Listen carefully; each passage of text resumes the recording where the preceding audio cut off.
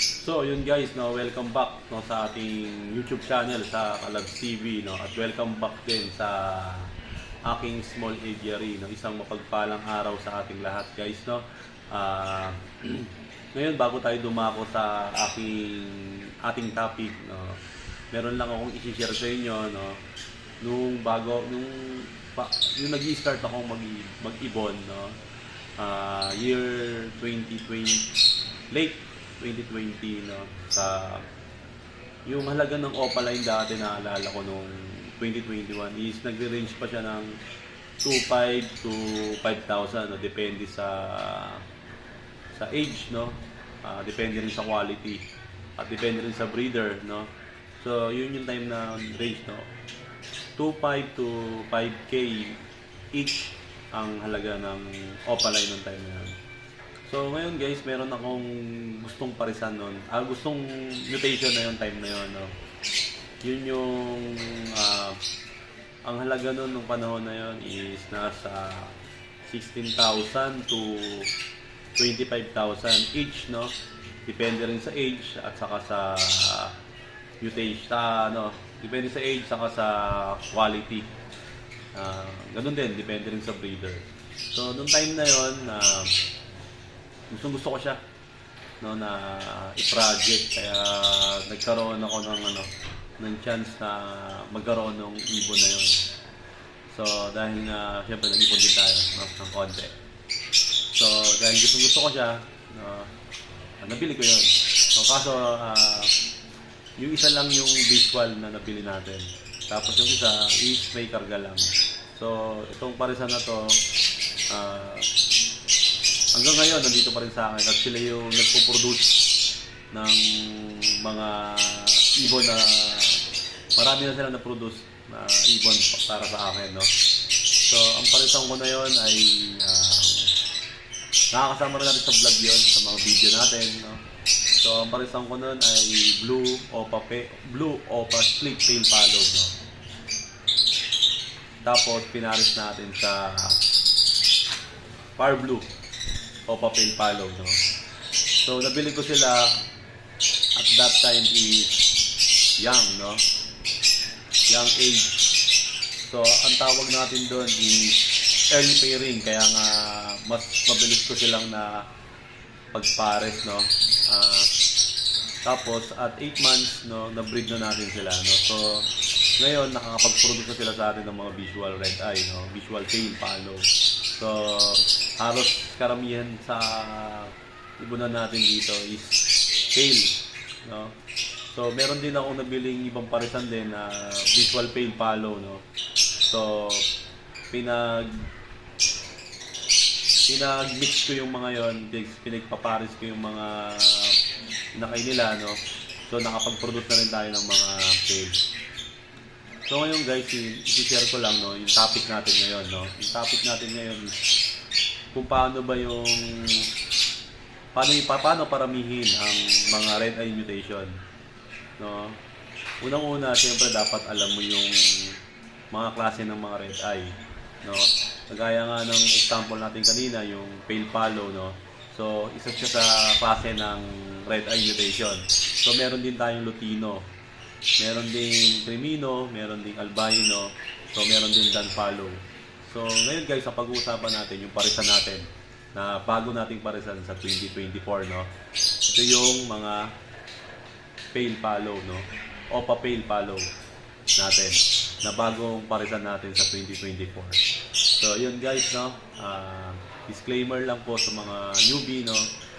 Ang ibabahagi ko sa inyo ngayon ay sa aking mga na-experience lang, saka na nagawa natin, na-discover natin. Kasi although yung iba nasa libro, pero minsan true experience talaga eh. Minsan doon mo siya malalaman sa experience, no. So marami na rin tayong natutunan, no, tungkol dun sa pag-aalaga natin ng mga ibon. So ngayon guys, samahan nyo ako sa bawat parisan natin, sa mga bagong parisan natin. So ready tayo guys. Okay, samahan nyo po ako.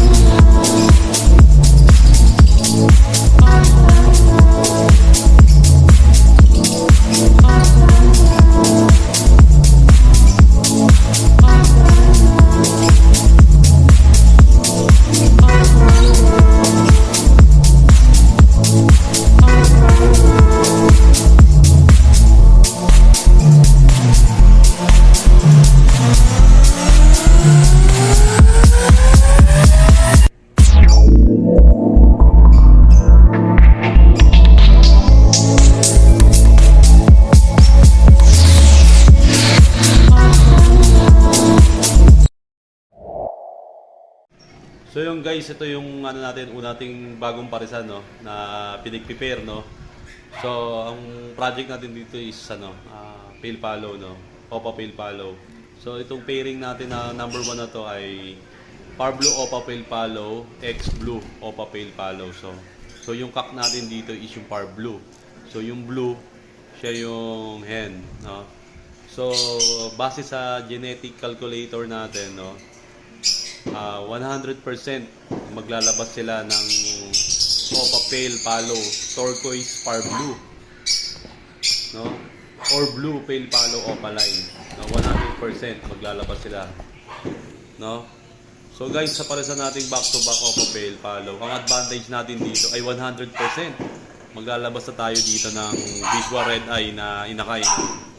So ang magiging problema lang natin dito sa parisan na to guys, yung mortality rate nitong parisan nating back-to-back Opa Pale Palo, no? Ang disadvantage natin dito, no, mahina o masela ng mga inakay nito. So ibig sabihin, sa apat na inakay, posibleng dalawa o isa o wala kahit isa na makakasurvive, no. Siguro dahil hindi ganun kabilis yung matured ng kanilang internal organ. Kaya minsan kahit pa kainin naman ng magulang, magugulat ka na lang, no, bakit hindi nakakasurvive. So yun guys, no, yung ating parisan na to, no.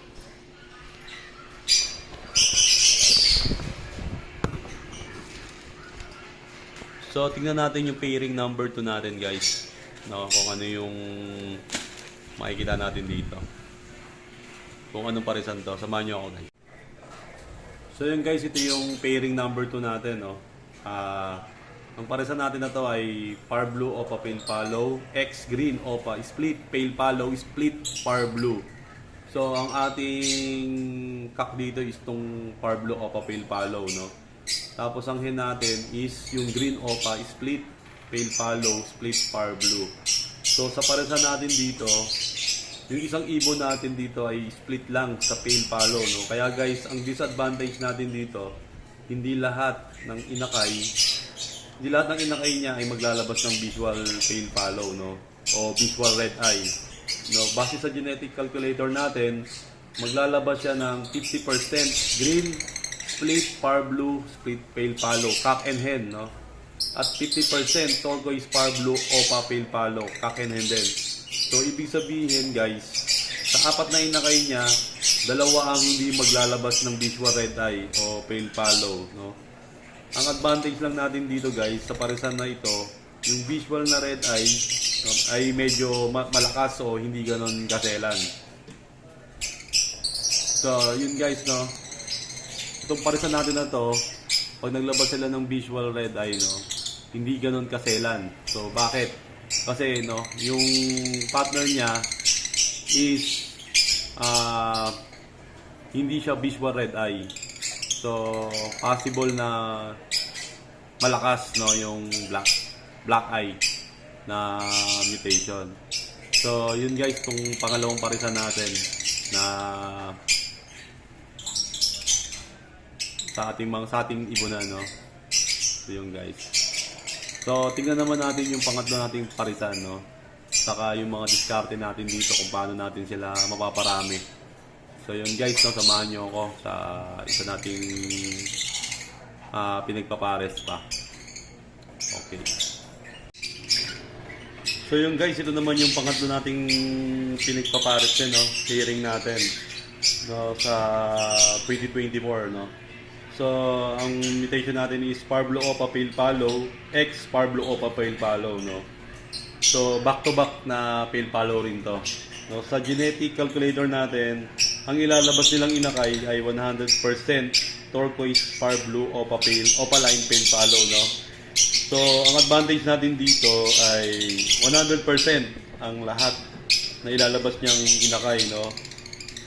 100% na visual red eye na, no. Ang disadvantage natin, no, sabi ko nga kanina, no, yung mortality rate niya, no, so mataas, no. So ano ba yung pwede nating solusyon dito, guys? No, sa aking diskarte ko dito, dapat meron tayong foster parent, no. na para na magaling bumuhay ng mga inakay, no. So ibig sabihin nito guys, dapat halos sabay silang nagitlog ng original parent at ng foster parent. So dapat naka-record, no guys, no. Mare-record natin para ang gawin natin, paghahatiin natin yung itlog ng pale follow. No, example, apat, no. Apat yung itlog ng Opa pale follow natin. No, tig-dalawa sila. No, para kahit pa paano makapokus sila sa dalawang inakay nila na visual red eye, no. Kasi sabi nga natin, no, 100% na maglalabas siya ng visual pale follow, no. So ito yun guys, no. So yun yung paraan natin, no. Yun yung diskarte natin para maparami natin yung mga red eye mutation natin, no. So kailangan natin ng poster. Kailangan natin ng postering ng mga egg. So meron din tayong video, no, kung paano tayo mag-poster. So, yun guys, no, tingnan naman natin yung pang-apat nating parisan, no. So, okay guys. So guys, ito naman yung pairing number 4 natin, no, sa 2024. No, meron tayo ritong Parblo Opa Pale Follow, X Bio Opa Split Pale Follow, no. So, yung Parblo Opa Pale Follow natin dito is cup. Tapos yung hen naman dito is Bio Opa Split Pale Follow, no. Sabi sa genetic calculator natin, no, 50% maglalabas siya ng inakay na green Bio Opa Line Split Parblo Pale Follow, cock and hen, no. So yun yung ilalabas niya. O kaya green or Bio Opa Line Pale Follow Split Parblo. So pwede rin maglabas ng visual red eye, no, yung ating parisan na to. So yung advantage natin dito guys, hindi gaanong kaselan yung mga visual red eye natin na inakay dito. Ang disadvantage naman natin, hindi lahat ng inakay ay lalabas na red eye. So ang diskarte ko dito guys, no, para kahit paano makapokus ang mga parents nila doon sa visual red eye, no, aalisin natin yung non-visual red eye natin, no. So pwede natin i-hand feed. Pwede natin i-hand feed yung mutation na yon, na inakay na yon. No, o kaya pwede na natin ipa-poster kung may mga extra pa tayong mga breeder diyan, no. Kasi kahit pa paano, no, may presyo pa rin naman yung mga split tail, no. Sabi ko nga kanina, no, malalakas yon. So pwede natin silang gamitin sa sa susunod nating breeding, no? O kaya pwede natin silang ibenta, o kaya i-hand feed natin para matulungan natin yung mga breeder natin na nagpo-produce ng mga visual red eye na dun lang sila nakafocus, no, sa objective na yon. So yun guys, no, ngayon ito yung parisan natin, no, nakita natin. So ito yung mga bago nating parisan sa 2024, no. So sana maparami natin sila, no. Yun.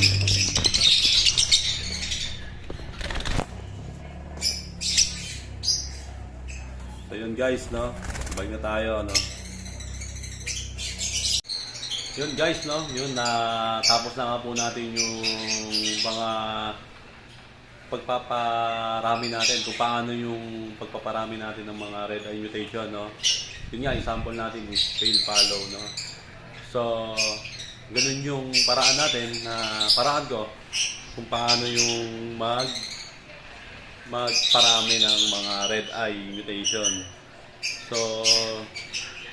So guys, no, kung nagustuhan niyo yung munting video natin, no, huwag natin kalimutang mag-subscribe, no.